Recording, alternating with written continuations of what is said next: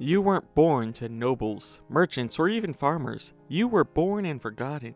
Your uncle took care of you. Well, he calls himself your uncle. He could just as well be a stranger that gave you residence. He ran a pawn shop in a big city. A lot of unsavory folk came to and from the shop. Eventually, you learn most sellers were thieves, making the store a fencing operation. And it was a very profitable one as well. One day, while a guest was talking with your uncle, one of the folks offered to teach that boy, yourself, skills of the trade. He agreed, saying something about how you need to earn your keep, and soon after you are a pickpocket in a city of thousands, taking funds and disappearing constantly. Your target of choice was normally travelers, more specifically big shots, the wealthy and skilled individuals who hunted monsters. Many of the other thieves hesitate to steal from such individuals because travelers have an odd habit of accruing power, and that scared them. And even you understood that there was a need for caution.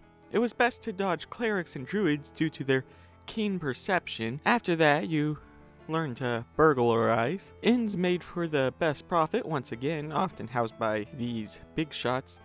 And one of the innkeepers was missing an eye, so his inn became your spot of choice. Among your peers, you referred to that inn as Old Reliable, though its actual name was the Silver Serpent. Many years passed as you became well known in the underground circles. One day a fellow offers 3 gems, 3 very expensive gems to you to kill someone in the city. A specific person, of course. He wants you to act as an assassin. You were cocky at this point, convinced you could get away with any crime. The deed was actually quite easy, but left you a touch sick. You considered yourself a neutral man because you never cared much for morality, but this action hit you wrong. You find yourself questioning everything, thinking about what it means for a life to be lost, what it means for someone to no longer have their own property. It starts shaking in your head, and it's shaking you down to the core. But even feeling sick, you still needed to eat, so you made your way back to the Reliable Inn and came by quite the score. A golden artifact, might be a holy relic. You just need to borrow a forge at night, and it should be easy to turn into a bar of the precious metal. As you are leaving, you hear a loud voice. It's the paladin shouting, and a chase begins as you need to escape his grasp. You've outrun folk before, but this was a different beast. As a traveler, he was fit, and as a warrior, he inspired terror. You throw a crate at him, hoping to slow him down, just to watch it explode as a glowing mace smashes through it like glass. He yells of how you will face the wrath of his god, and you are determined not to get caught. After 10 minutes of running, you drop the artifact, hoping he will let you escape after he retrieves it, and he does. But the next week saw the town begin to reform.